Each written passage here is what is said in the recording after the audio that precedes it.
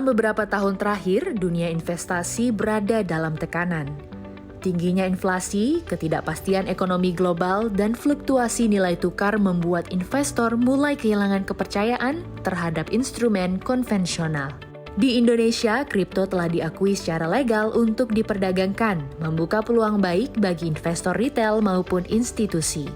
Dalam konteks inflasi dan pelemahan rupiah terhadap dolar, kripto jadi pilihan strategis dan mulai mencuri perhatian sebagai alternatif investasi baru. Untuk menjawab kebutuhan dan pemahaman yang lebih dalam, CNBC Indonesia menggelar forum diskusi Coffee Morning bertajuk Catching a New Dawn, A Big Opportunity in Crypto Investment. Forum ini mempertemukan para pemangku kepentingan lintas sektor untuk membedah potensi dan tantangan investasi kripto di Indonesia. Industri aset kripto Indonesia saat ini berdasarkan peralihan dari Undang-Undang P2SK, itu beralih pengawasannya kepada OJK, dan kemudian kita sudah melakukan berbagai hal terkait dengan perpindahan. Untuk tahap pertama kita smooth landing, perpindahan dari Bapepti kepada OJK untuk tidak memberikan suatu gejolak di masyarakat.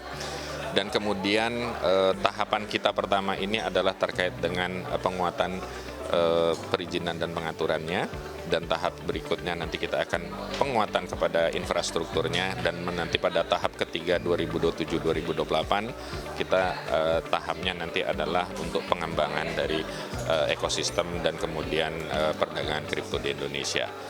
Dari peralihan ke sekarang ini kita melihat bahwasanya ada pertumbuhan yang terhadap tata kelolanya seperti apa, risk management dari para pedagangnya semakin membaik. Kalau kita tidak bisa melihat hanya dari sisi volume perdagangan, karena memang dari volume perdagangan agak sedikit menurun dibanding tahun lalu untuk semester pertama, tapi kami yakin dari sisi governance, risk managementnya para pedagang dan kemudian ekosistem kripto ini semakin membaik.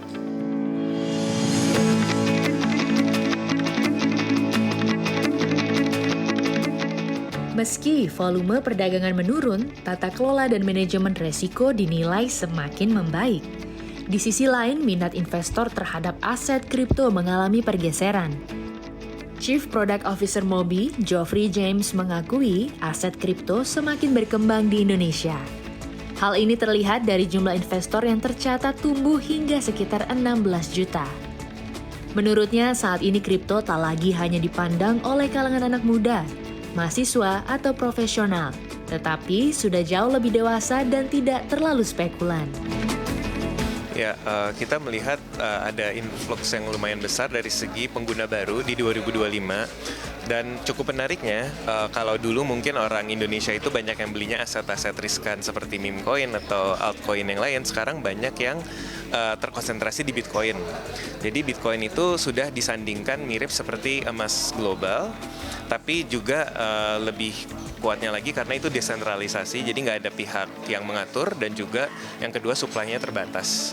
Jadi kita melihat influx investor yang beli Bitcoin itu lagi sangat tinggi sekarang.